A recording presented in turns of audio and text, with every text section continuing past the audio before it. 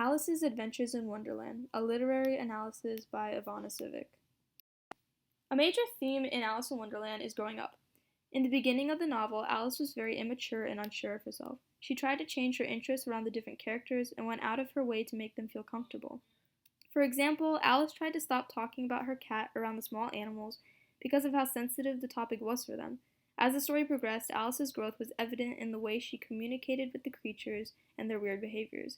She slowly became more confident and outspoken. Alice even has the courage to contradict the Queen in one of the last scenes of the novel. "Hold your tongue," said the Queen, turning purple. "I won't," said Alice. "Off with her head," the Queen shouted at the top of her voice. Nobody moved. By showing conviction in her beliefs, none of the other characters wanted to oppose her.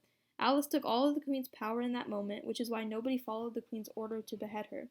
Alice began her journey as a young, inexperienced child, but her adventures through Wonderland taught her what it meant to be an adult.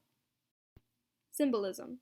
Since Alice is still a child, adult logic eludes her. For example, the animals in the caucus race, who symbolize adult life, agree to run around in circles to dry off. The dodo bird randomly calls out that the race is over, and all of the animals follow along, although it makes no logical sense. Alice seems to be the only character who thinks the whole situation is strange and almost humorous. Symbolism and wordplay. "Mine is a long and sad tale," said the mouse, turning to Alice and sighing. "It is a long tale, certainly," said Alice, looking down with wonder at the mouse's tail. "But why do you call it sad?" This quote is another example of adult logic escaping Alice. She misunderstands and views the mouse's tail as his physical tail.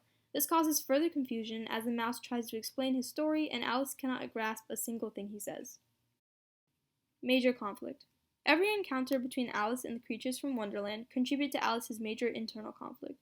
She was constantly questioning her own identity and the things she knew. Even the knowledge she had gained in school seemed vague and unimportant once she entered Wonderland. The continuous new rules and behaviors of the animals threw Alice off even when they were trying to be nice.